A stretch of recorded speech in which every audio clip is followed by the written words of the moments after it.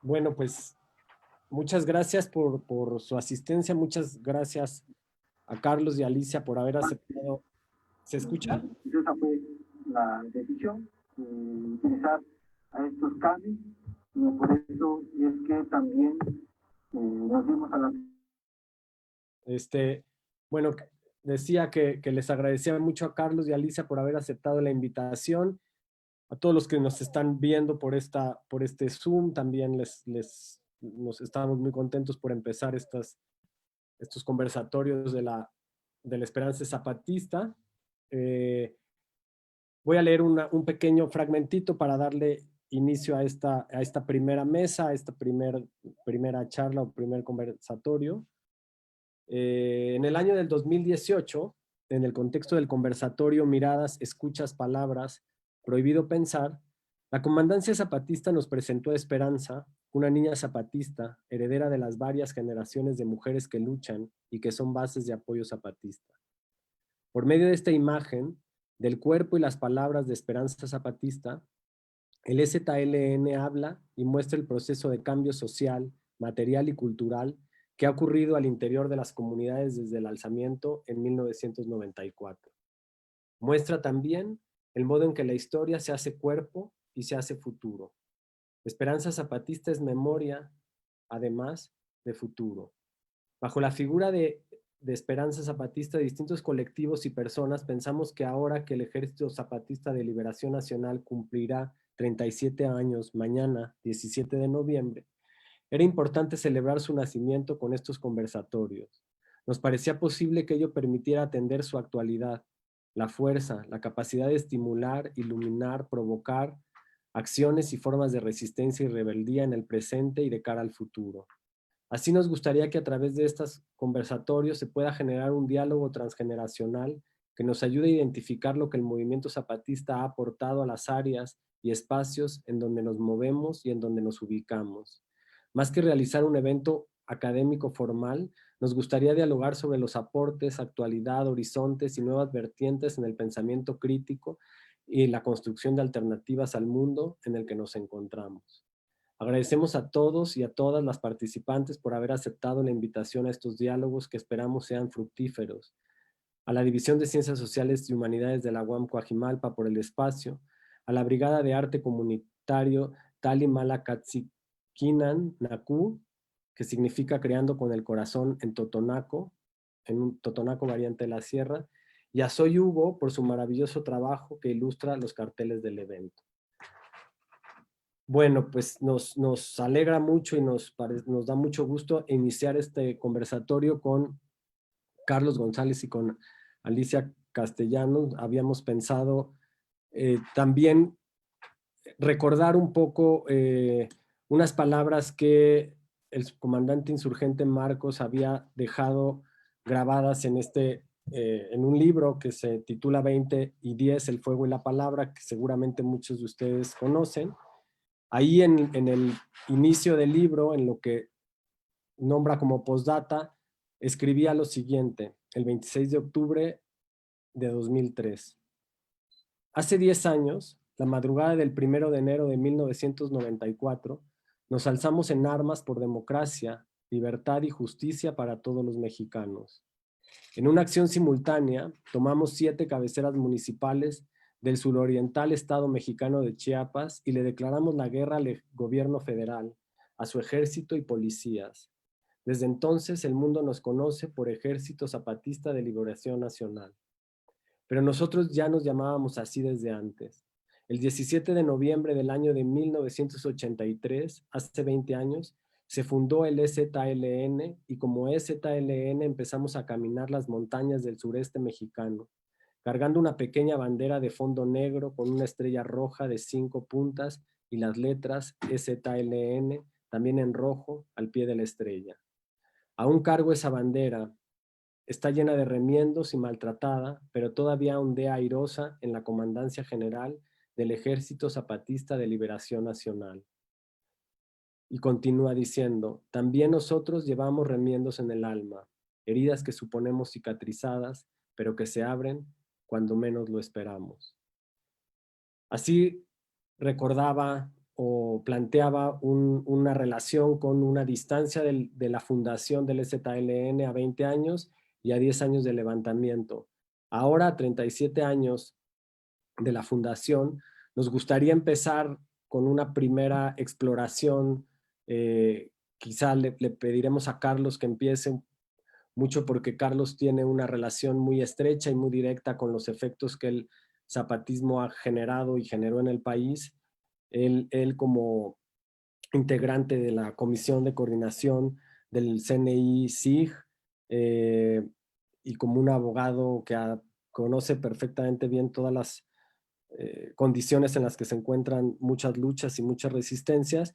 Nos gustaría, Carlos, que nos comentaras cómo fue la aparición del zapatismo en el momento en que a ti te apareció, qué te dijo, cómo modificó algunas de las situaciones en las que te encontrabas y un poco cómo recuerdas ese momento y cómo ha modificado tu trayectoria y en donde estás ahora. Sé que la pregunta es muy amplia, pero nos gustaría que nos compartieras tu recuerdo del momento en el que apareció el zapatismo a interpelar tus luchas y tu presencia en la...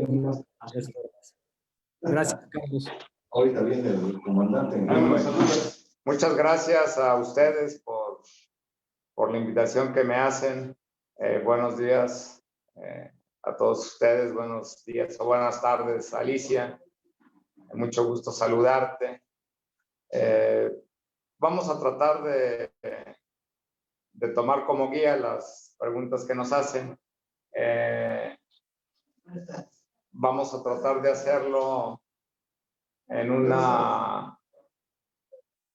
como respuesta colectiva, ¿verdad? No tanto de mi persona o de mi experiencia, que sí podemos comentar algo, pero básicamente como colectividad, como movimiento indígena en el país. La noticia del levantamiento zapatista, creo yo, quienes la recibimos, quienes tuvimos esa oportunidad, la recibimos de manera bastante sorpresiva.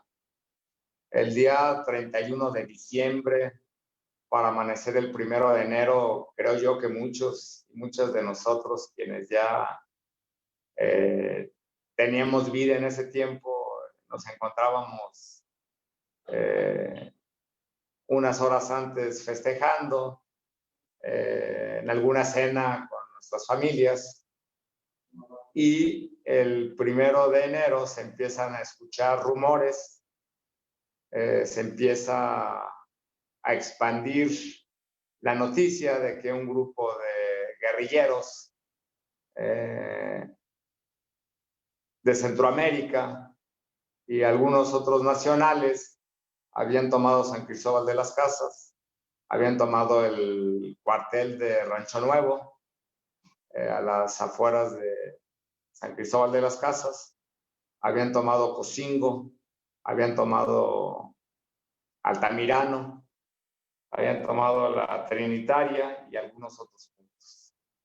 De entrada nos surgió, creo yo, en mi caso, surgió la duda natural de si era un movimiento armado legítimo o se trataba de una de las tantas obras de teatro a las que nos tenía acostumbrados el viejo priismo.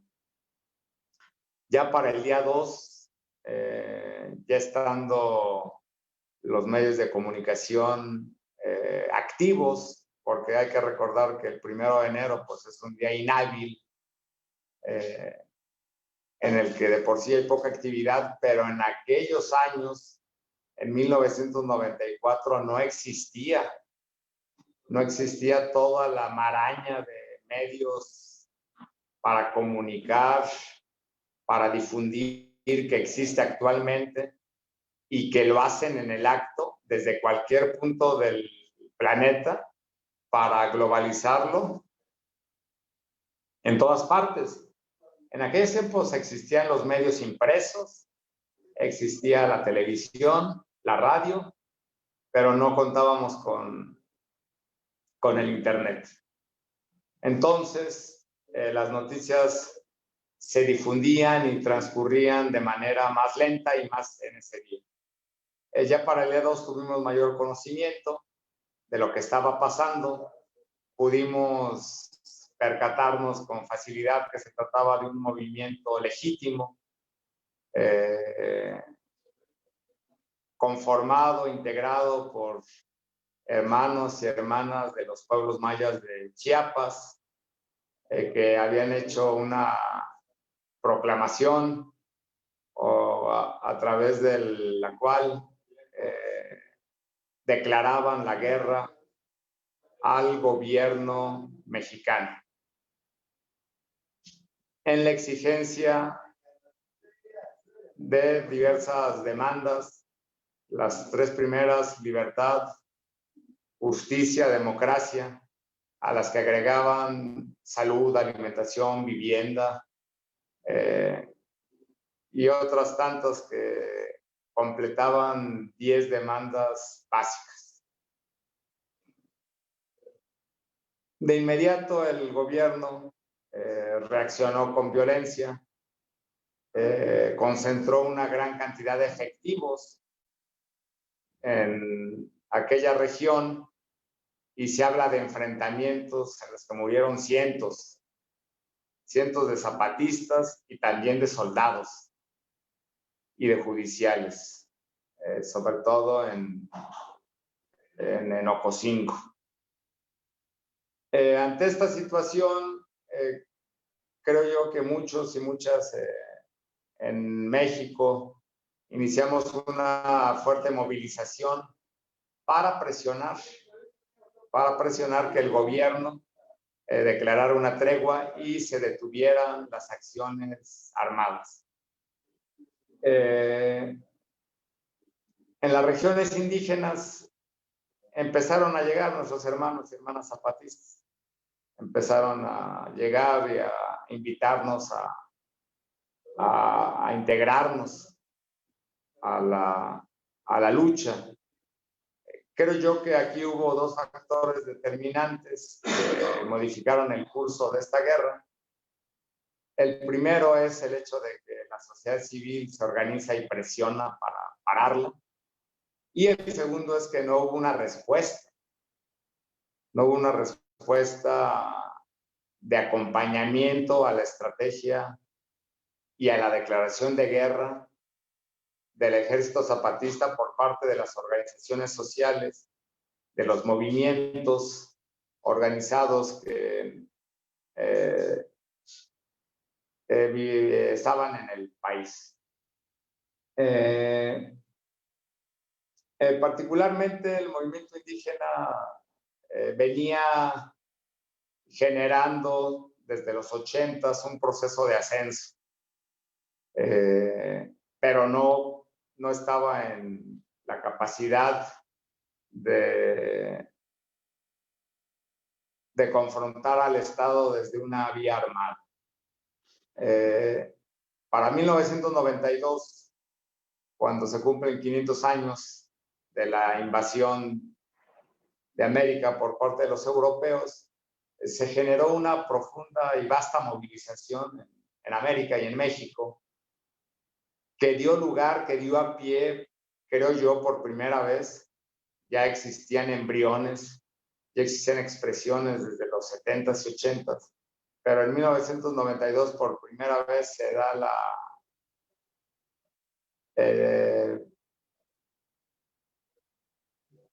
la posibilidad de conformar un movimiento indígena más homogéneo y más maduro, con mayor visión de lo que iba luchando, con visión de la lucha por la autonomía y en defensa de los territorios indígenas.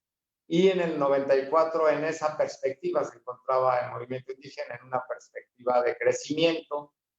Había posiciones disímiles, encontradas, que posteriormente se van a reflejar en la negociación de los acuerdos de San Andrés.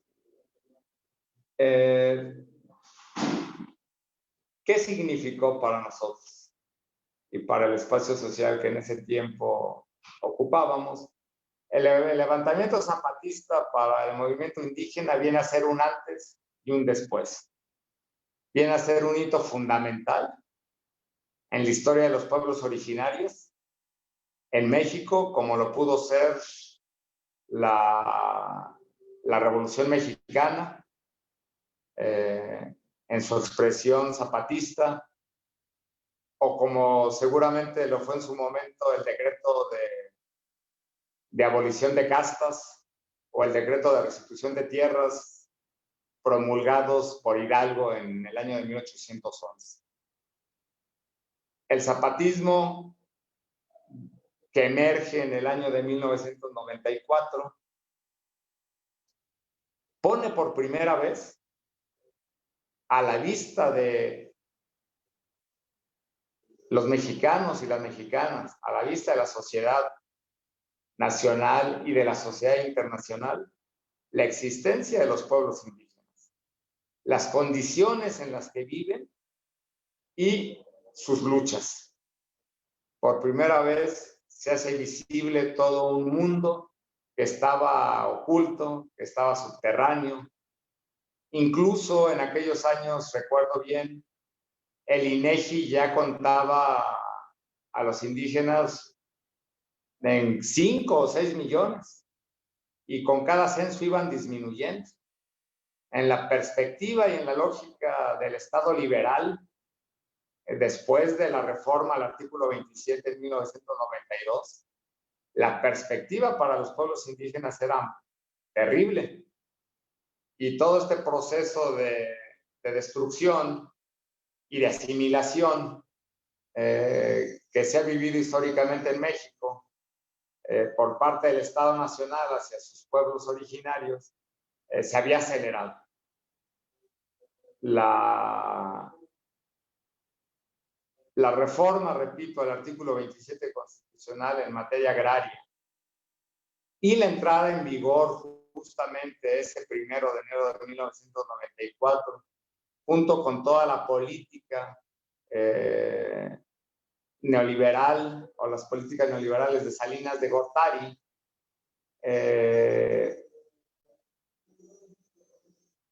que aparte se presentaban como políticas únicas que por primera vez nos estaban llevando al primer mundo, reventaron. Todo esto reventó y entonces se abre la perspectiva histórica para que los pueblos originarios se pongan frente al Estado, se pongan frente a la sociedad, digan, existimos, tenemos derechos y exigimos una profunda reforma del Estado para ser reconocidos en un nuevo proyecto de nación distinto al que el liberalismo había venido construyendo durante 200 años. Entonces, la pregunta, ¿cómo los modificó? Es una modificación trascendental, profunda. Por primera vez el zapatismo pone en el primer plano a los pueblos originarios, pero también al hacerlo crea las posibilidades de que los pueblos que ya están en una perspectiva distinta a la de la Revolución Mexicana, que era de profundo aislamiento por diversas razones, que los pueblos empiecen a juntarse, que los pueblos despierten frente a sus propias problemáticas o que las empiecen, si ya las tenían claras y visibles, empiecen a generar organización colectiva. Lo que se va a acelerar con la discusión, con las mesas de San Andrés, donde los zapatistas van a invitar a representantes indígenas de todo el país, académicos y organizaciones no gubernamentales vinculadas desde hace años con la problemática indígena. Y entonces, a la pregunta de cuándo y cómo se vincularon, la vinculación, creo yo, fue inmediata. En cuanto se generaron los primeros diálogos con Manuel Camacho Solís y se establecieron los cinturones de paz, se acercaron compañeros y compañeras del movimiento indígena de lugares muy remotos del país, se congregaron en San Cristóbal. Y ya con los diálogos de San Andrés, esto se consolidó, se creció. De ahí y de la iniciativa zapatista surgieron el primer y segundo foro, indígenas, que a la postre dieron lugar a la conformación del Congreso Nacional Indígena, que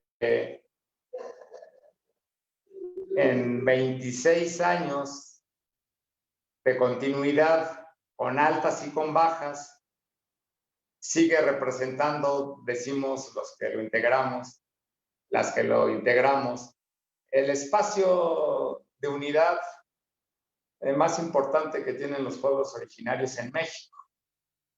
No descartamos toda la capacidad que tiene el gobierno para movilizar, para concentrar hermanos y hermanas de nuestros pueblos y comunidades, pero justamente es el gobierno el que lo hace.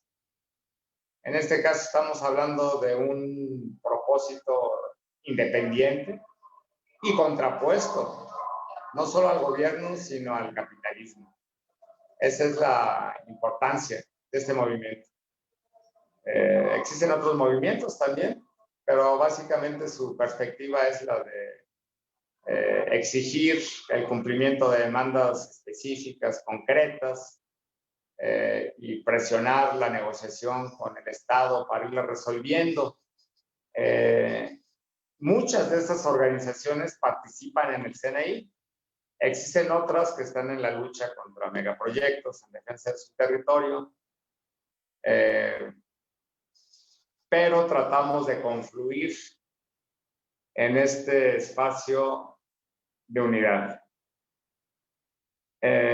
¿Cómo miramos los lugares actuales de lucha y resistencia en que ustedes participan? Nos preguntan, ¿verdad?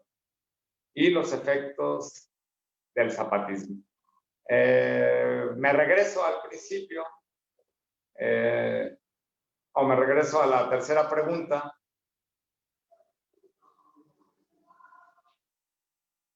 El impacto del zapatismo fue notable en los espacios en los que existimos, en los que trabajamos y en los que nos organizamos.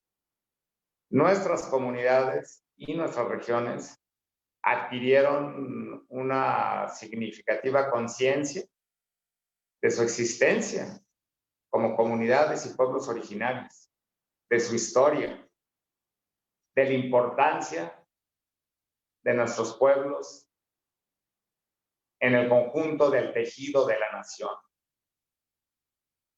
Creo yo que es antes de 1994, nuestros pueblos eran menospreciados y nosotros mismos nos menospreciábamos. Durante décadas, en muchas de nuestras comunidades, de nuestros pueblos, nuestros abuelos, nuestros padres fueron cortando la enseñanza y la transmisión de la lengua originaria, de la lengua propia. Eso ocurrió principalmente y de manera masiva con la lengua náhuatl. Se fueron perdiendo costumbres, tradiciones, formas de organización, territorio, capacidad de gobierno. Y el zapatismo quebró, hizo estallar esa inercia. Y ese es el impacto decisivo en los lugares en los que nos encontramos y desde los cuales luchamos. Yo quiero pensar, por ejemplo, en el occidente, en el sur de Jalisco, en el pueblo náhuatl, invisibilizado durante décadas, que actualmente está reconocido en sus comunidades dentro de la Constitución del Estado de Jalisco. Quisiera pensar en el pueblo náhuatl de Michoacán, también invisibilizado y menospreciado y cercado durante años y décadas, y que generó, sobre todo en Santa María Ostula, un nuevo esquema de lucha muy potente, muy poderoso, que se expresó en la acción del año 2009, cuando fuimos a recuperar un una cantidad importante de tierras que de manera inmediata provocaron la transformación abrupta del tejido social en la región, ¿verdad? Entonces, esos son algunos de los efectos del zapatismo para tratar de enfocarnos en la parte última de las preguntas que nos hacen. Estos son algunos de los efectos del zapatismo. Creo yo que son fundamentales. Se trata de efectos políticos directos sobre los pueblos originarios, pero hay muchísimos efectos más. Hay efectos en las ciudades, hay efectos en la vida cultural y artística del país, muy importantes, en movimientos no solo de México y no solo indígenas, sino del mundo. Hay una influencia, creo yo, importante del zapatismo, una repercusión importante en sectores significativos de las izquierdas europeas, de las izquierdas más críticas.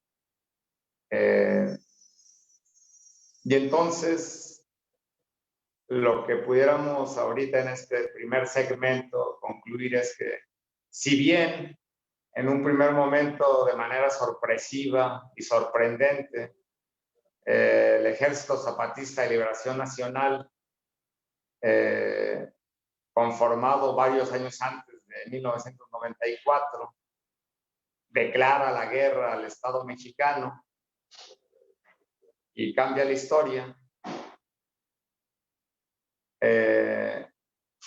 Y sin embargo, no hay un acompañamiento a esta estrategia militar zapatista por parte de la sociedad civil ni de los pueblos originarios.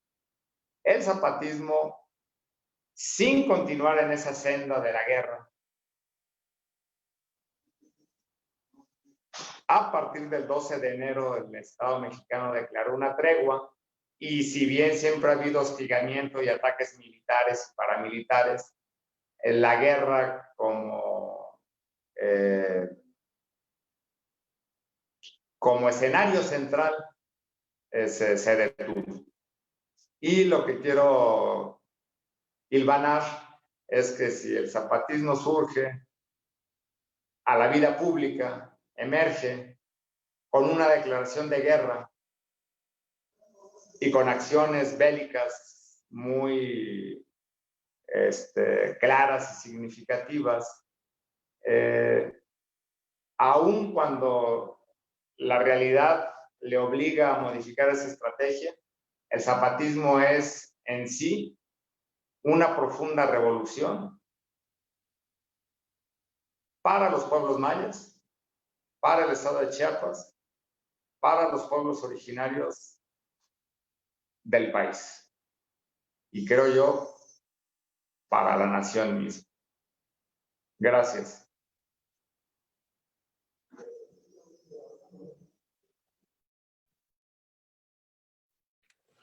Muchas gracias, Carlos. Has puesto un montón de cosas en la mesa, la reacción directa de los pueblos originarios, una especie de despertar o de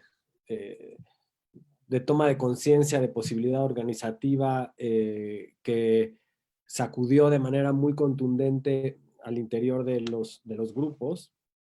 Y también nos mencionas que esos efectos no se quedaron solamente, o no solamente están ahí, sino que ves y vislumbras como un chorro de efectos en otros lugares, en otros países, en otros sectores, en otros sitios. Y bueno, también nos dejas una idea muy importante que quizá en una segunda intervención puedas desarrollar, que la voy poniendo también en la mesa.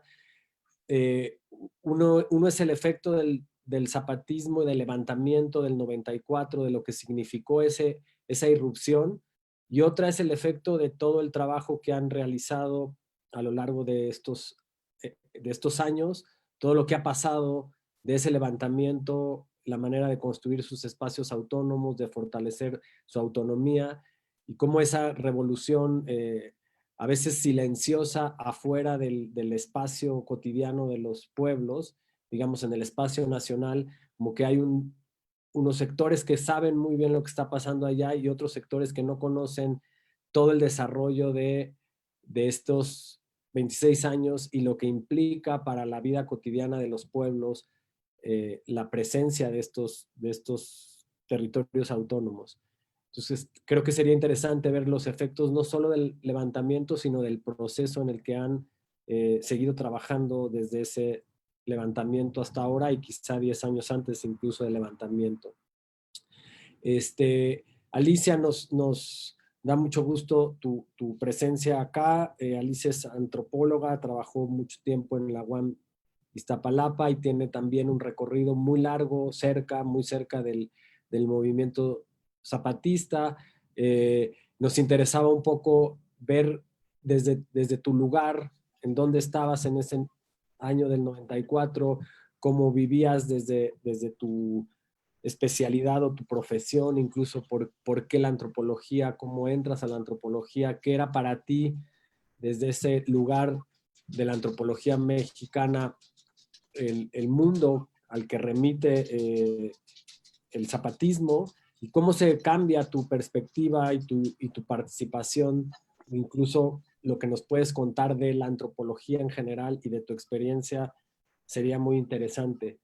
Muchas gracias por también haber aceptado la participación.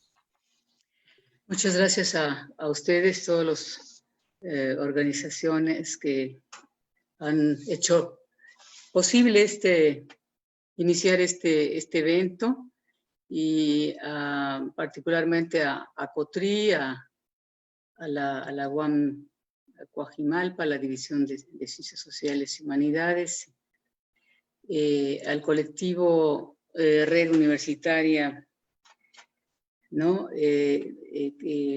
También tiene una participación muy activa en la organización de esta celebración, ¿sí? Y bueno, aprovechar también, pues, saludar a quienes nos escuchan, felicitar anticipadamente a los compañeros que igualmente nos pueden escuchar por estos 37 años de lucha, agradecer muy particularmente su contribución, ¿no? Para abrir las perspectivas de cambio y transformación de nuestro país y a todos los participantes, ¿no? que van a estar trabajando en las siguientes mesas. Pienso que el nombre que ustedes le dieron a este evento, La Esperanza es Zapatista, desde ahí nos habla mucho, ¿no? De lo que es el zapatismo, ¿no? El EZLN en particular, pues un ejército muy sui generis que surge, emerge y tiene su razón de ser, luchar para vivir con paz, justicia y dignidad. Entonces, bueno, saludamos también o transmitimos nuestra solidaridad a los compañeros bases de apoyo zapatista, ¿no? Que están siendo víctimas de esta agresión que Horcao ha de nuevo iniciado. En realidad no ha estado siempre ahí desde aquellos años primeros de los 90 y como siempre con la complicidad, pues, de los 3 niveles de gobierno. Pensamos mucho en ellos también, ¿no? Por su crítica situación que están experimentando en este momento. Y bueno, yendo a la primera, digamos, pregunta de este bloque, sin duda también para nosotros fue una noticia que nos sorprendió grandemente, ¿sí? Que nos impactó por tratarse de un levantamiento indígena, mismo que ha sido, ¿no? una constante, ¿no? En la historia colonial en la historia del siglo XIX, y que en este caso pues surge, ¿no?, de esta larga lucha por los derechos, surge el EZ, ¿no?, como una gran esperanza, pienso, ¿no?, que va a abrir en este fin de siglo, ¿no?, en el que se vislumbraba un panorama muy complejo para los pueblos indígenas y para la nación, como ya lo ha expresado el compañero Carlos. Creo que fue sin duda una gran noticia en la vida política de México, en un momento ¿no?, en que no solo se firma y se reforma el 27 y se firma el Tratado de Libre Comercio, sino que también otras, digamos, anteriores procesos, revoluciones, utopías, como lo fue en su momento la misma Unión Soviética y el socialismo real, ¿no? Después incluso de la triste derrota del sandinismo, ¿no?, y todo el proceso de corrupción de su liderazgo que se fue revelando en esos años después de la derrota, y también las salidas negociadas de las guerras en Centroamérica, muy particularmente El Salvador, pues que no lograron resolver las causas que habían originado estos conflictos. El significado de este levantamiento adquiere una dimensión verdaderamente extraordinaria, ¿no?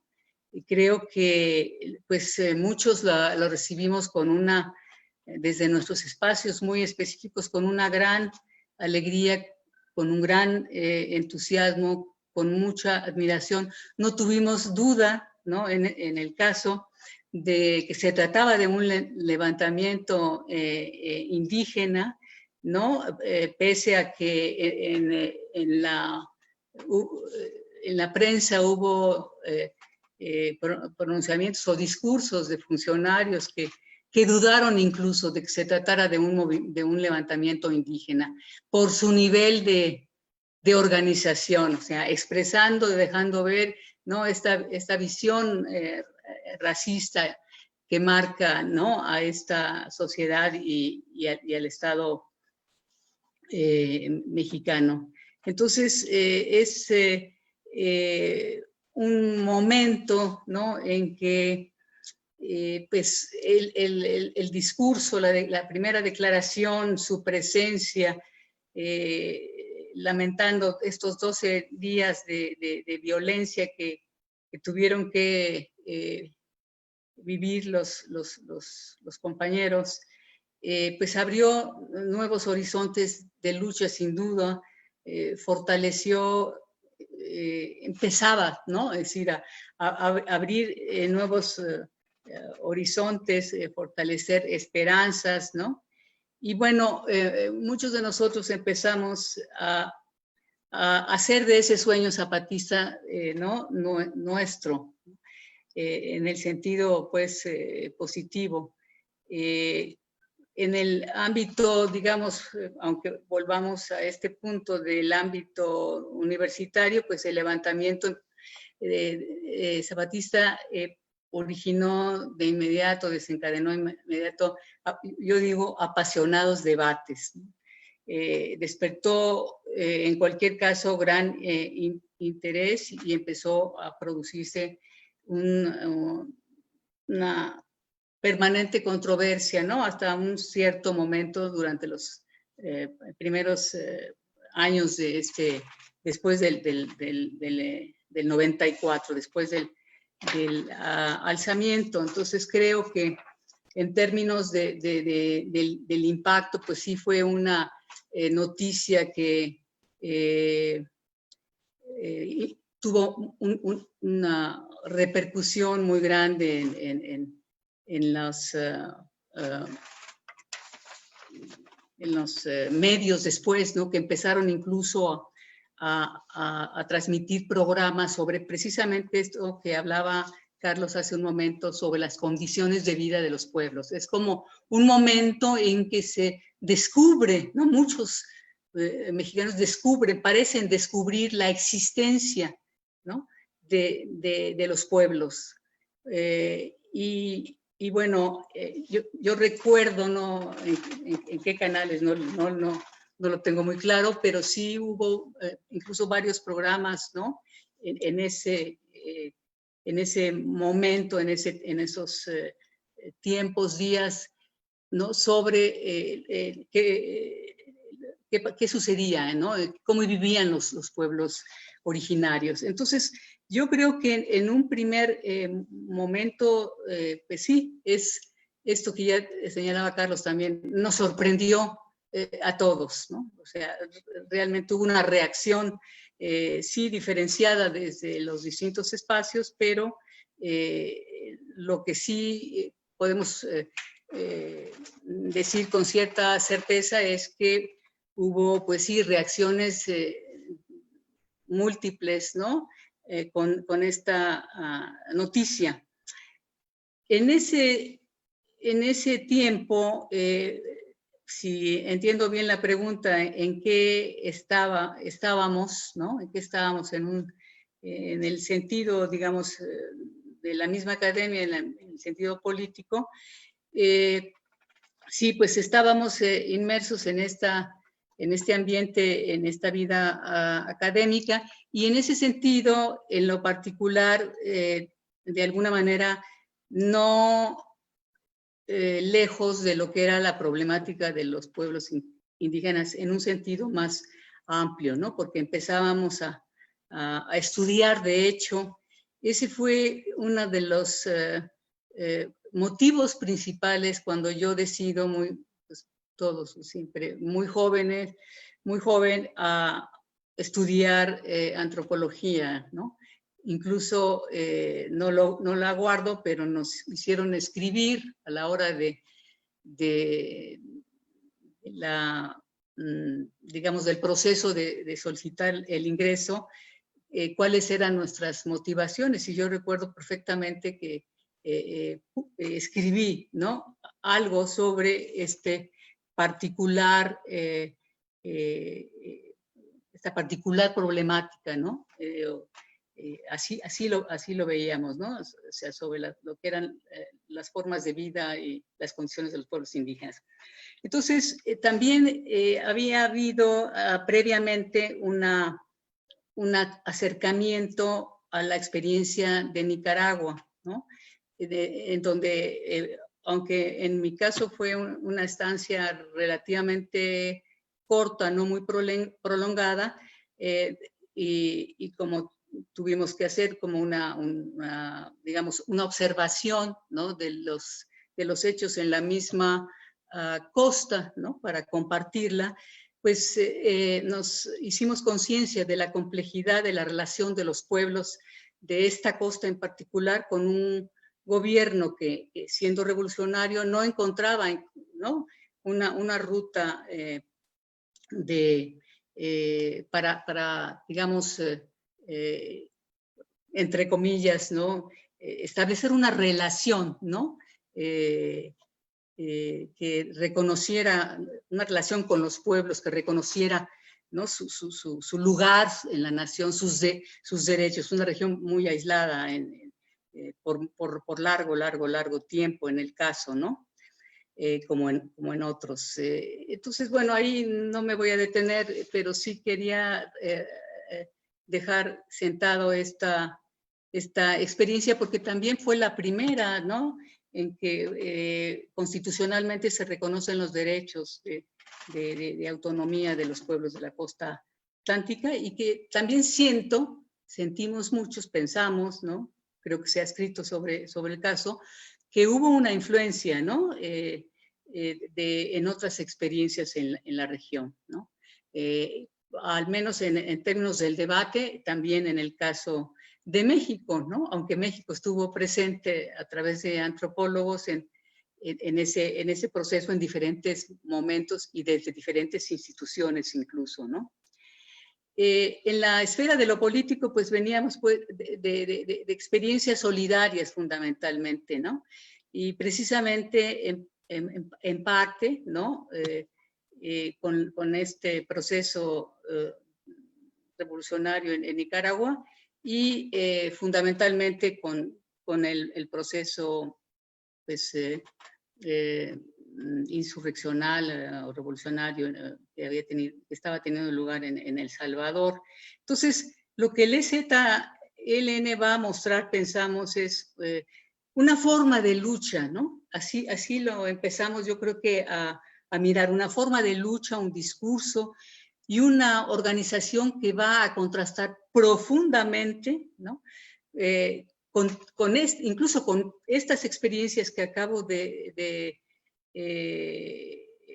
mencionar, a las cuales me acabo de referir, y con una tradición marcada ciertamente por lo que se denominaba como el vanguardismo de estos movimientos guerrilleros, ¿no? Con estructuras organizativas verticales, que incluso llegaron a afectar, ¿no? En el caso de El Salvador, por ejemplo, a la misma solidaridad, porque sí había, pues, tensiones al interior, ¿no? Por muchas circunstancias. Entonces, el EZ viene a cambiar el lenguaje de lo político, ¿no? Y le va a dar un contenido inédito, por lo menos de lo que conocíamos de las experiencias más próximas, como estas que señalé. En el ámbito del discurso, un discurso poético, muy, digamos, que atrajo muchísimo, ¿no? A la sociedad civil, que impactaba en el ámbito universitario, un lenguaje democrático, un lenguaje marcado por una postura ética, ¿no? Frente a la lucha, lo que fue lo que ha sido este discurso, ¿no? Desde un inicio marcado por la inclusión, ¿no? Frente a este racismo, ¿no? De nuestras sociedades, fue incluyendo, ¿no? Evidentemente a la misma izquierda en sus distintas expresiones, ¿no? Fue un elemento que me parece que fue también muy peculiar en el EZ, ha sido, ¿no? Un discurso incluyente de la diversidad cultural, de género, ¿no? Y de modos de participación en lo político, que fue, digamos, teniendo resonancia, ¿no? En los jóvenes universitarios y, bueno, en distintos sectores. Rompía, pues, con discursos clásicos de partido, vanguardistas y excluyentes, que nosotros también llegamos a conocer, ¿no? De una izquierda que siempre privilegió lo electoral, ¿no? Y que empezó a burocratizarse, a disputarse cargos y a distanciarse tremendamente del movimiento popular, ¿no? De las organizaciones populares. Entonces, todo esto, indudablemente para la generación a la que yo pertenezco, nos hizo sentir pues una esperanza renovada, podemos decirlo de esa manera, ¿no? Una perspectiva que se abría, ¿no? Que rompía con todas estas tradiciones de lucha, sin dejar de reconocer, ¿no? los aportes que en su momento pudieron hacer estos movimientos, ¿no? que anteceden, algunos de los cuales he referido. Entonces, digamos, en cuanto a lo que estaba ocurriendo en la universidad, ya señalaba que, bueno, que tiene un impacto en términos de los debates y justamente por las preguntas que me hacías hace un momento, que me proponías, pienso que desde mi perspectiva, pues estaba yo también preparando trabajos sobre el tema del racismo, ¿no? Uno en particular, preparando un número de una revista académica en la que participara también Rodolfo Stavenhagen con un trabajo, y que se trataba de descubrir el carácter racista de las políticas del Estado mexicano, concretamente de las políticas del Instituto Nacional Indigenista, ¿no? Un fenómeno que bueno, que era, digamos, tabú, fue negado, ¿no? Por el Estado y la sociedad, y en la misma academia se podía escuchar que el racismo, ¿no? Hacia los pueblos originarios, que el racismo en México no existía, que era mejor optar por otras categorías como el etnocentrismo, por ejemplo, ¿no? Entonces, el levantamiento revela, ¿no? Revela y da incluso fuerza a esta, digamos, visión, ¿no? Sobre el fenómeno del racismo en nuestras sociedades. A partir de ese momento empieza un proceso incluso de reconocimiento y de estudios, ¿no? sobre el tema, ¿no? hacia pueblos originarios y con el tiempo pues otros sujetos sociales, ¿no? pero y al mismo tiempo, por supuesto, provocó discursos racistas como uno que acabamos de mencionar. Entonces, el levantamiento zapatista, pues, despertó un gran interés. De inmediato muchos nos identificamos con esa lucha, con su primera declaración, ¿no? Y bueno, pues se participaba en términos de los debates, ¿no? Que se producían en nuestros espacios, ¿no? Posturas críticas que expresaban mucho la incomprensión e incluso prejuicios, ¿no? En muchas voces. También pienso que es un momento complejo en esta discusión porque recordemos cómo se empezó a personificar, ¿no?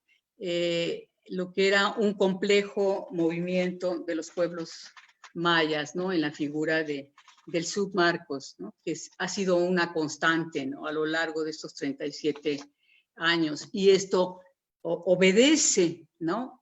En buena parte a esta visión racista, a esta negación, ¿no? De lo que es un sujeto, un componente fundamental de esta sociedad mexicana que son los pueblos originarios. Entonces, es un acontecimiento que indudablemente marca nuestra cotidianidad, ¿no?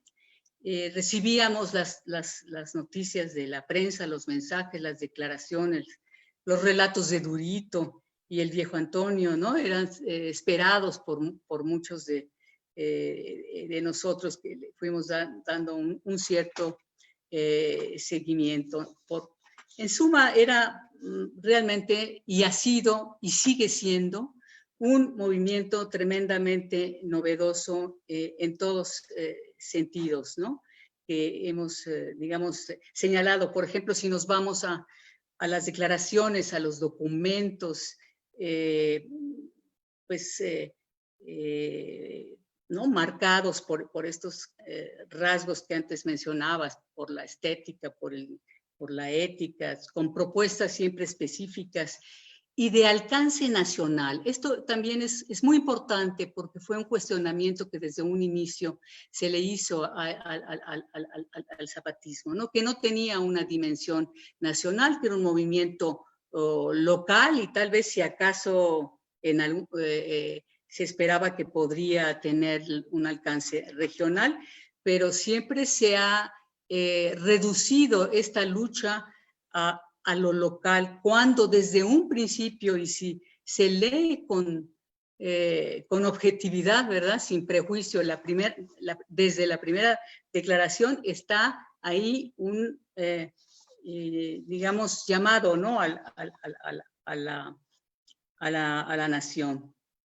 Entonces, yo creo que en suma, entre muchos sectores, igual que lo que señalaba Carlos hace un momento, pues sí tuvo un alto impacto, ¿no? Y hace renacer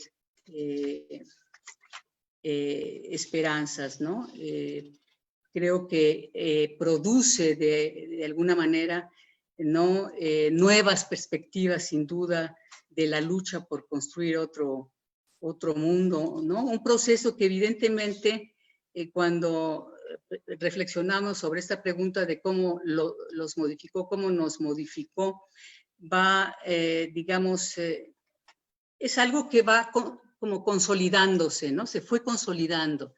Esto no es evidentemente algo inmediato en muchas circunstancias, pero es un proceso que se va a ir fortaleciendo, porque hay una permanente coherencia entre el discurso y la práctica, que es otra particularidad del movimiento y que es otra particularidad que contrasta, ¿no?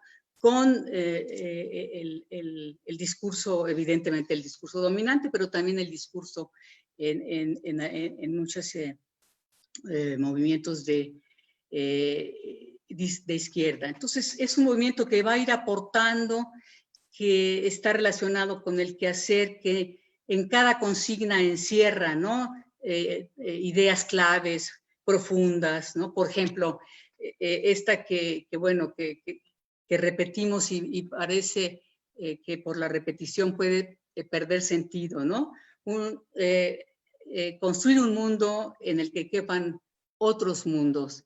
Es algo verdaderamente, digamos, el contenido es muy significativo, ¿no? Va ahí esta postura, ¿no? De reconocimiento a los otros, este principio fundamental, ¿no? Que es lo que posibilita el desarrollo de las civilizaciones a lo largo de la historia.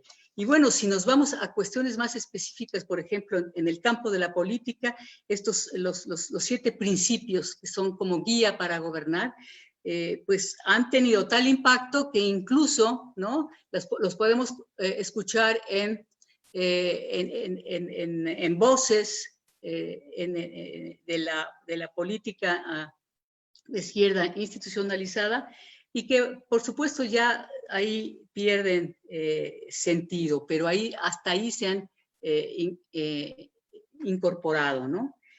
Y entonces creo que el horizonte que van construyendo va a ir adquiriendo una fisonomía, en tanto que también la práctica se va concretando en los procesos autonómicos y organizativos. Y en la medida, pienso que va a ir demostrando esa coherencia entre discurso y práctica. La vinculación, en el caso, pues es también un proceso, no es, ¿verdad? Es un proceso que se va a ir desarrollando, y que desde mi punto de vista, reflexionando sobre esta pregunta que formulas, digamos, se va produciendo desde un principio a través, pues, de la lectura de los comunicados, de la participación en las manifestaciones, en los mítines, ¿no? En el quehacer académico, en tanto será un tema presente, ¿no? Un tema presente en la práctica, ¿no? Entonces creo que en ese sentido, pues desarrollo un poco más este punto en el otro, creo que en el otro bloque que retomas, porque en esta parte lo que tú creo que sugerías más bien era, ¿no? circunscribirse al ámbito de lo político. Entonces, esta vinculación pues va a ir produciéndose, hablo también en plural porque creo que es un proceso que muchos vamos experimentando. La escuelita, por ejemplo, va a ser una experiencia para muchos de nosotros también inédita, un espacio de aprendizajes, de encuentro, ¿no? Especialmente con las jóvenes generaciones ya socializadas y politizadas en el zapatismo, que van a ser los botanes, ¿no?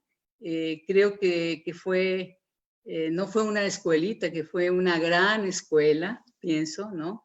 De corta duración, pero de mucho impacto, porque eso permitió, a pesar de que no nos tocó estar en San Cristóbal y no en las comunidades, pues pudimos ver cómo se organizó con una disciplina extraordinaria, con una voluntad de enseñar y aprender, y pues con esa generosidad, ¿no? De quien sabe que hay que compartir estos saberes, ¿no? Para hacer posible otro México.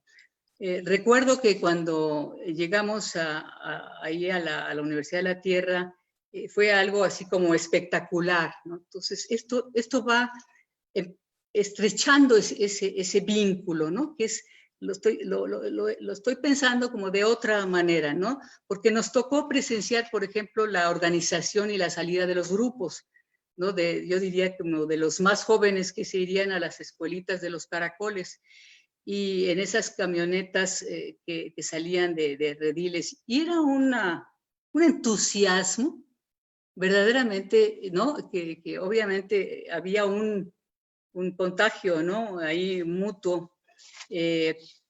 Lo que fuera, por ejemplo, el momento en la entrada al auditorio de los que serían los botanes, las guías de los que estábamos participando ahí, fue otro momento espectacular de ver a estos jóvenes, ¿no? Con mucha disciplina, que aparecían en el escenario conforme les iban siendo nombrados y les iban asignando a los participantes. Entonces, creo que este fue un gran espacio de aprendizaje, de encuentro muy, digamos, emocionante en todo momento, ¿no? Recuerdo cuando, sí, toda la organización, la presentación del tema, los compañeros que estaban coordinando todo este proceso en este ámbito, y bueno, lo que fueron el momento del estudio, de las preguntas que podíamos hacerle a los botanes, etcétera. Y bueno, el final fue realmente muy, ¿no? La despedida fue sumamente bella, ¿no? Había despertadose un gran interés, un afecto, por supuesto, ¿no? Especial con los botanes, ¿no? Y esto lo han escrito, lo han dicho muchos colegas, compañeros que estuvieron en esta experiencia y que siguieron pidiendo, ¿no? Otras escuelitas para poder, ¿no? Conocer y acercarse a la experiencia. Entonces, creo que, pues, con respecto a muy grandes rasgos, a reserva ¿no? de profundizar en algunos puntos que están formulados en el bloque 2, pues creo que algunas de las cosas que hemos reflexionado a partir de estas preguntas que nos han formulado, esto sería, digamos, un poquito de lo que quisiera yo compartir con ustedes. Muchas gracias, Alicia. También nos presentas como un muy amplio panorama desde el momento en el que estaba viviéndose no solo el país, sino América Latina, las luchas que había, las experiencias recién caído el muro de Berlín, la situación, digamos, un contexto que era de alguna manera que continúa en nuestros tiempos. Muchas de las políticas, lo decía Carlos, neoliberales que empezaron en ese momento siguen vigentes ahora. Hay como todo un proceso muy, muy largo de los años 80, 90 al nuestro, y de alguna manera tú nos recuerdas como ese contexto en el cual emerge el zapatismo, cómo lo reciben, y también nos cuentas de algunas experiencias muy importantes que como alguien que va, que aprende en la escuelita, que vive la experiencia de haber recibido un chorro de formación y de reflexión a través de tu intercambio con ellos, nos vas dejando como muchos legados de experiencia que nos compartes y que nos permite como recordar tanto el 94 y lo que pasaba como lo que implicó este levantamiento.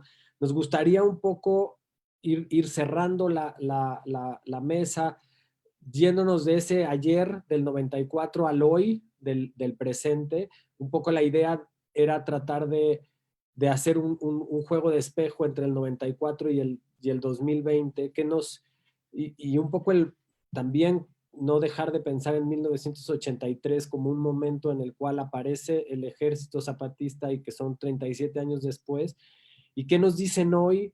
¿Qué está pasando hoy? ¿Cómo ven, Carlos, Alicia, la situación actual del país, la situación actual de América Latina incluso? Carlos mencionaba que parte de lo que el CNI tiene como organización es, por un lado, su independencia, por un lado, su autonomía, por otro lado, es una organización indígena de pueblos originarios que es independiente al Estado, pero además que es anticapitalista.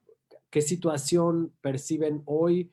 ¿Qué legado del zapatismo, tanto del 94 como de aquellas experiencias que han ido acumulando en sus formas de gobierno, en la manera de relacionar práctica y discurso, como lo planteaba Alicia?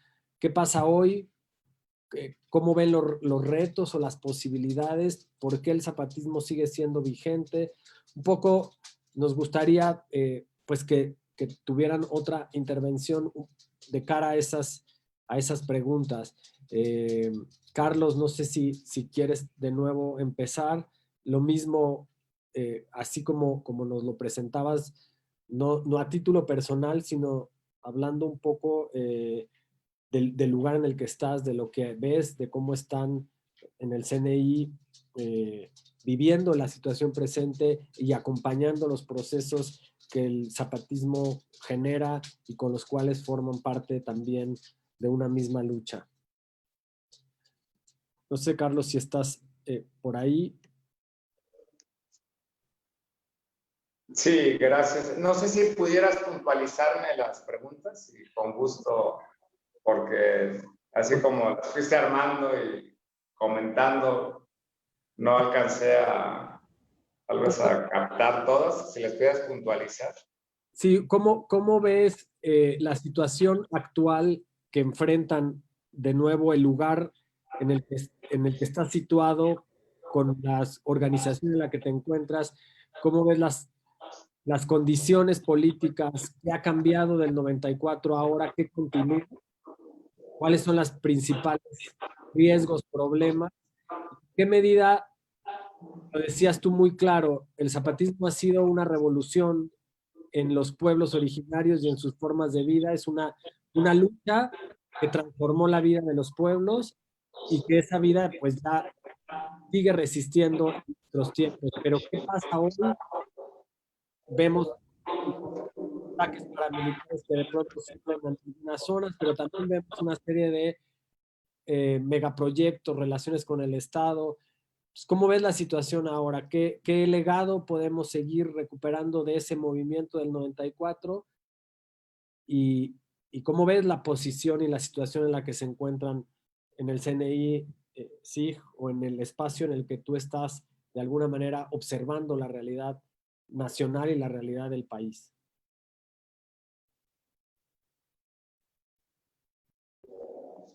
Sí, gracias.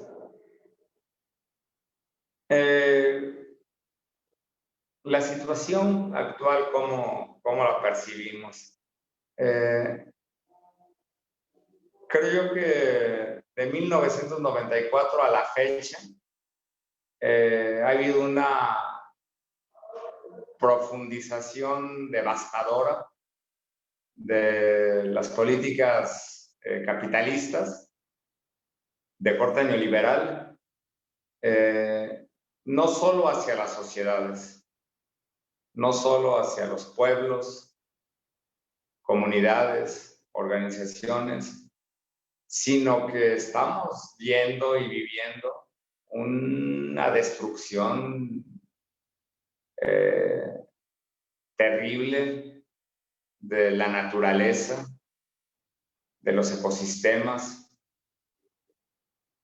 que si bien ha sido o es consustancial al capitalismo, desde que este surge, vemos cómo cada día se agudiza más, porque el capitalismo se globaliza,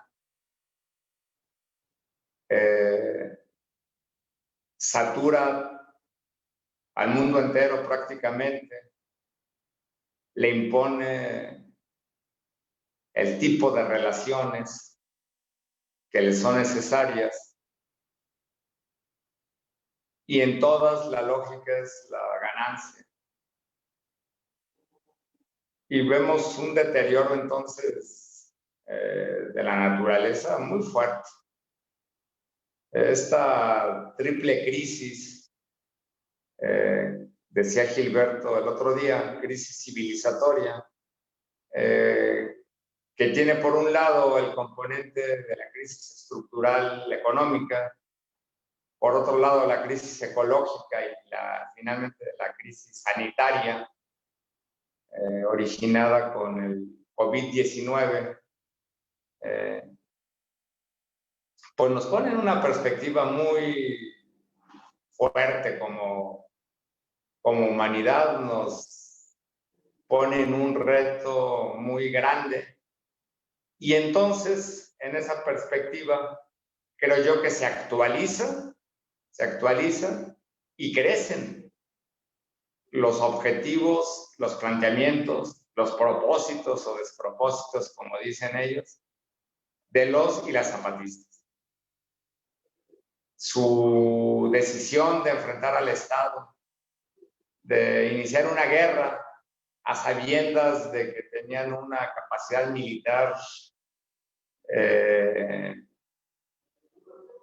pequeña comparada con la que pudiera tener el Estado, su valentía, su desprendimiento, la forma como construyen organización colectiva y comunidad, junto con su determinación de enfrentar al capitalismo, de declararse abajo y a la izquierda en el año 2006. Todo esta trayectoria está actualizada y está más vigente que nunca, por lo que comenté al principio, porque hay una destrucción acelerada. Ciertamente los pueblos originarios ganaron tiempo, tuvieron un respiro con ese levantamiento,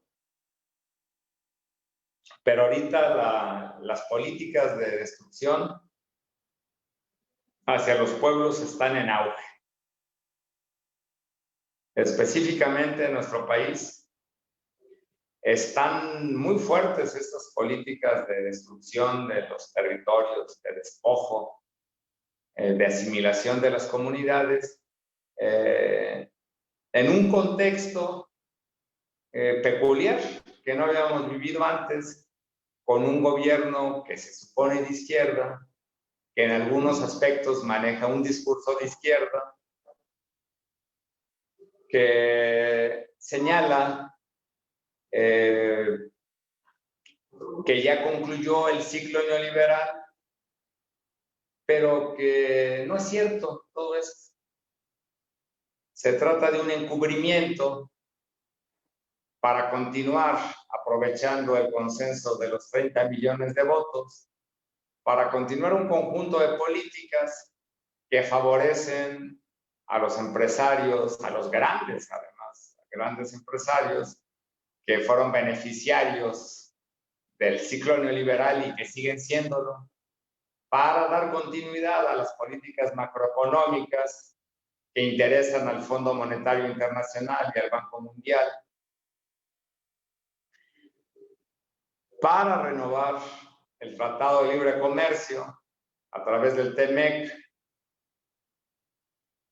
que favorece la relación subordinada de México, Estados Unidos y Canadá de manera renovada y potencial. Y que permite el desarrollo de un conjunto de políticas extractivistas en materia de minería, en materia de hidrocarburos, de agua, y un conjunto de megaproyectos como son el Tren Maya, el Corredor Interoceánico Salina Cruz-Coatzacoalcos y el Proyecto Integral Morelos, que están en la lógica de la órbita imperial de Estados Unidos, que interesan, que favorecen sus intereses geopolíticos. Entonces, en este momento, en esta perspectiva que planteamos mundial como humanidad, de los pueblos originarios y de nuestro país, la propuesta, el desafío planteado por los zapatistas en 1994, posteriormente a través de la organización colectiva, comunitaria y social que han construido a través de décadas, y sus definiciones importantísimas al principio de este siglo en contra del capitalismo, son fundamentales. Y yo pues ahí le dejaría. Gracias.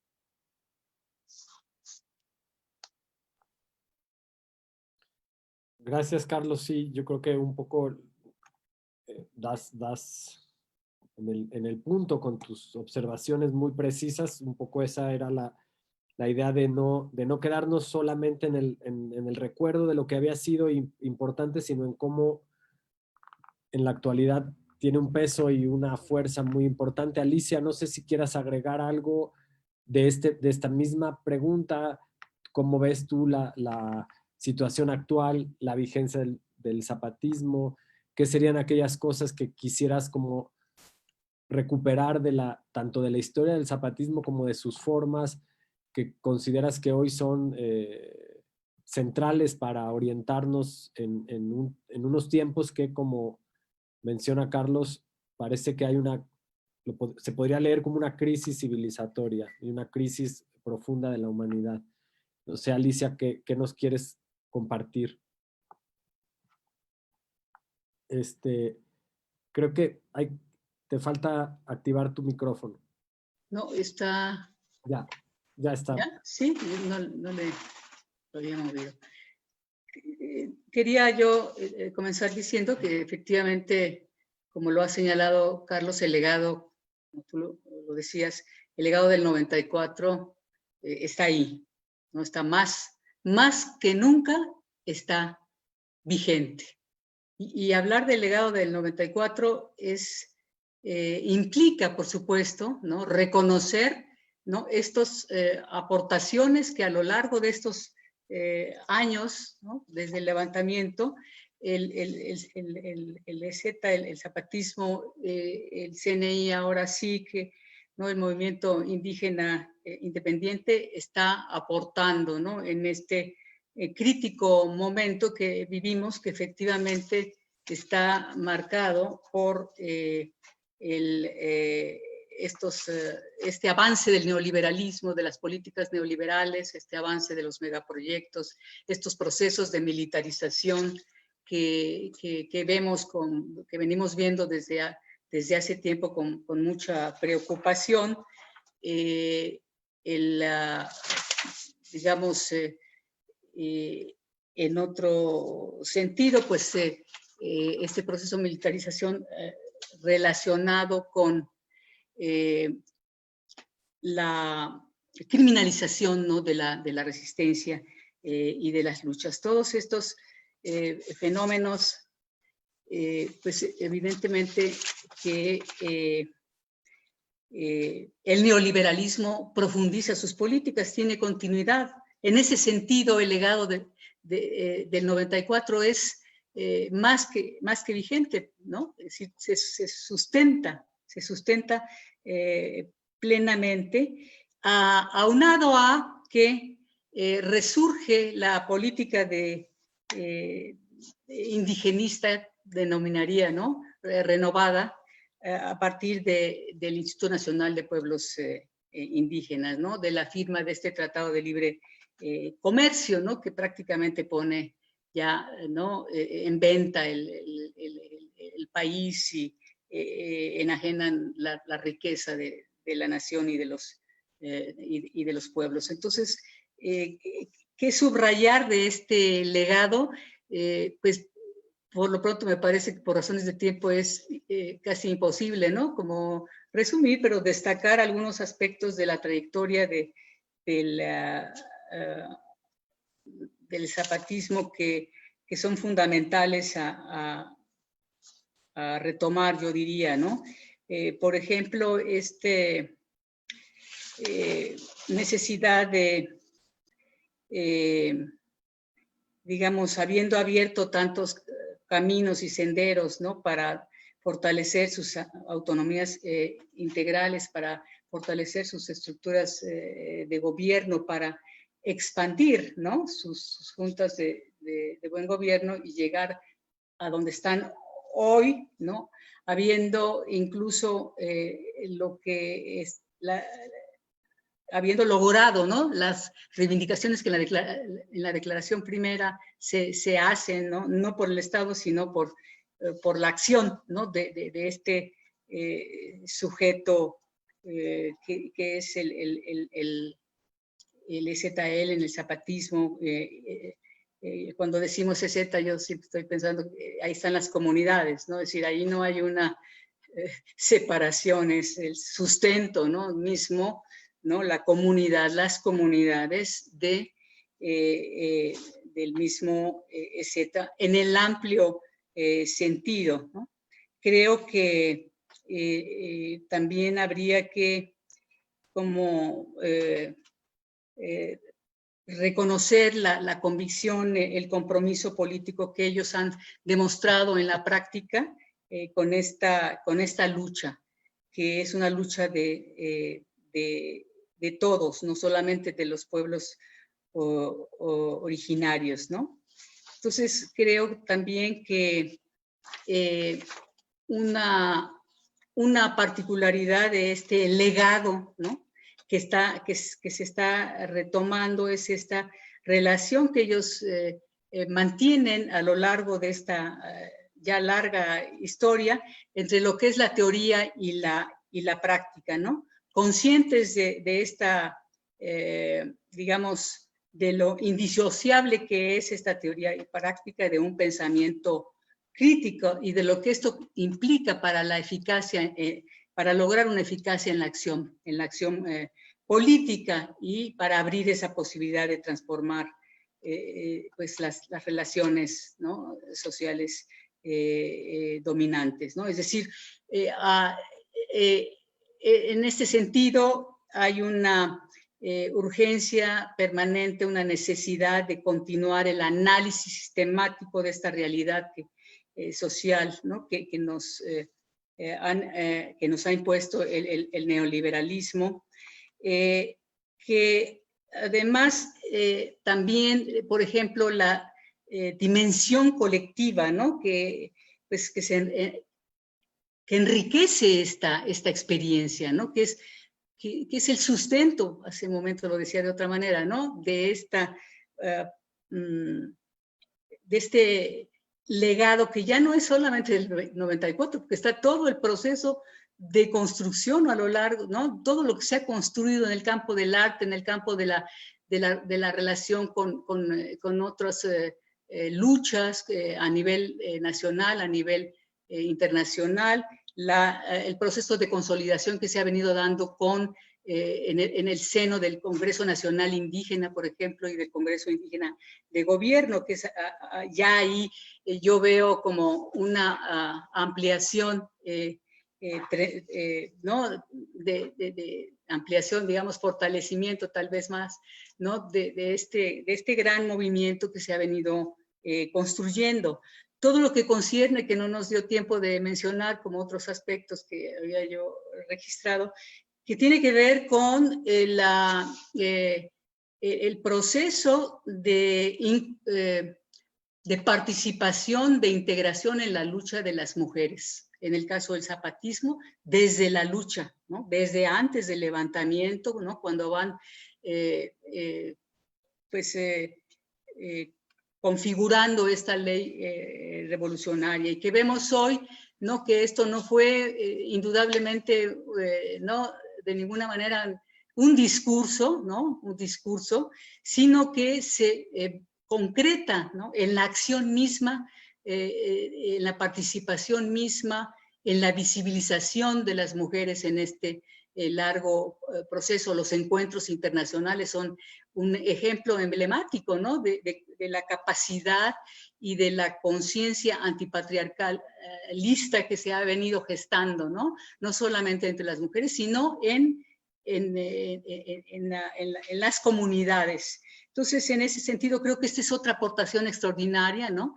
Desde la perspectiva de los feminismos comunitarios, si uno pudiera usar de este concepto así muy rápidamente, creo que en ese sentido también hay otro aspecto que ellos, digamos, incluso lo han escrito y lo han dicho de manera muy bella, ¿no? Cómo se forja el ser zapatista. ¿Qué ha sido ser zapatista, ¿no? Creo que también es un referente, ¿no? Para la lucha, este compromiso, este trabajo permanente, ¿no?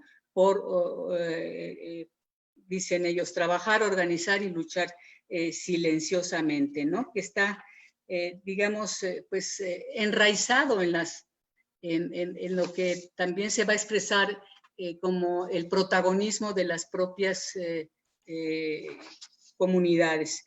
Yo creo que el recorrido que tendríamos que hacer en ese sentido con respecto a qué es vigente, ¿no? Del legado del 94, tendría que abrir muchos otros campos que seguramente los van a tratar las compañeras en las mesas, ¿no? Hay una, es apenas el inicio para ir como esbozando y transmitiendo, ¿no? Más nuestro sentir, porque ahí dejamos ahí un aspecto muy importante que tenía que ver con la vida universitaria que preguntabas, pero que ya no se pudo cubrir, y muchas otras cuestiones que me parecen fundamentales, ¿no? Como parte de ese legado hoy, ¿no? Que se traduce pues en que se debe, digamos, traducir desde, ¿no? La sociedad civil, desde las redes, por ejemplo, y colectivos en lo particular que apoyamos, ¿no? Estas luchas del CNI, del SIG, del EZ, es fundamental, ¿no? Creo que toca de nuevo, pero con un compromiso todavía mayor, diría, ¿no? A la sociedad civil y a las, digamos, organizaciones, por más pequeñas o más grandes que se puedan existir, pues a unir, a buscar la unidad, la convergencia, ¿no? Esto que sea, que el EZ ha venido, ¿no? Proponiéndole a la sociedad, ¿no? Desde el principio y muy particularmente a partir de la sexta declaración, ¿no? De la selva lacandona. Entonces ahí creo que hay mucho que reflexionar, mucho que decir, ¿no? Con relación a lo que es, digamos, también la acción de las mujeres, del feminismo, ¿no? De los otros feminismos, ¿no? Que creo que tienen que irse articulando. O sea, el gran reto que está planteado, ¿no? por los zapatistas, y de lo cual ellos sí han dado ejemplo, es la organización, ¿no? Que de manera, ¿no? Permanente y recurrente han propuesto a la sociedad. Entonces, en ese sentido, creo que hay mucho que discutir, reflexionar y sobre todo hacer, concretar, ¿no? Buscar la coherencia entre el discurso, ¿no? y la práctica, entre la teoría y la práctica. Pues muchas gracias por permitir estos últimos minutos para mandar este pensamiento sobre lo que planteabas, compañero Alejandro. Muchas gracias. Pues muchas gracias, Alicia. Creo que como lo decías muy bien, esta primera mesa tenía como esta intención de ir preparando, abriendo, generando algunas ideas de los efectos, el legado, la importancia, la vigencia del zapatismo hoy. Sí, las mesas siguientes tocarán el problema de la autonomía. En 10 minutos empezaremos con ella. Después se hablará del tema de los feminismos, de las mujeres, de la experiencia zapatista y cómo ha interpelado a los feminismos y a la discusión en general sobre el problema actual, lo que pasa en otras geografías y en otras latitudes, en la mesa de mañana, la relación que el arte tiene con el zapatismo también será mañana, y cerraremos con una mesa que trata de darle continuidad a esta, que era poner la relación pasado-presente para cerrar con el presente y el mañana en la última de las mesas. No sé, Carlos, si quieras dar un pequeño, breve mensaje antes de terminar, y Alicia también. Nos queda muy poco tiempo. A las 2 empezamos con la otra mesa, pero si quieren dar algún mensaje, algún comentario, Carlos, pues bienvenido. Muchas gracias, Alejandro. Únicamente agradecer nuevamente la invitación que nos hicieron, saludar a quienes están escuchando e invitar a que sigamos estudiando el zapatismo y reconociendo en él una experiencia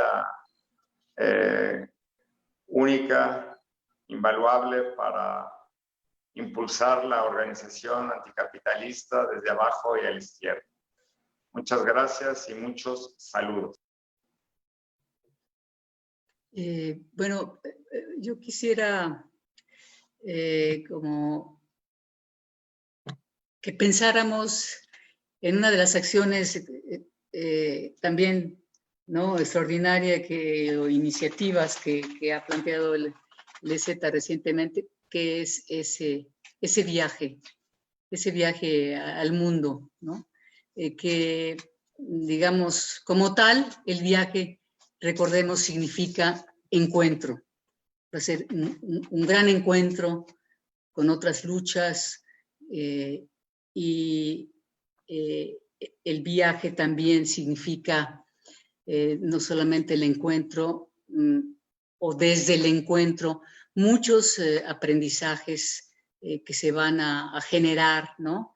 Tanto en los viajeros como en los anfitriones que van a recibir a estos viajeros en los diferentes continentes. Y bueno, nos queda, ¿no? a los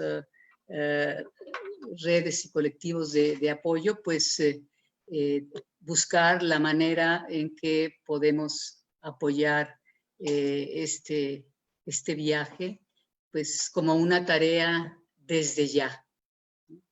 Entonces, pues un reconocimiento, un abrazo muy fraterno, materno, tendríamos que decir, ¿no? Para todas y todos quienes nos escuchan y quienes reciben, ¿no?, este evento desde su confinamiento. Pues gracias, Muchas gracias. Gracias a ti, gracias a Carlos. Creo que con esto pues cerramos esta primer conversatorio. Ha sido un gusto escuchar de sus palabras todo lo que han aprendido, lo que han recibido, lo que pueden volver a poner a circular en el aire de la experiencia que vivieron, que obtuvieron, que siguen valorando y que nos han transmitido para poderla recuperar también nosotros y las generaciones que vienen. Pues con esto cerramos, nos vemos en unos minutos en la mesa de autonomía. Muchas gracias y hasta luego. Gracias a todos los que estuvieron viendo.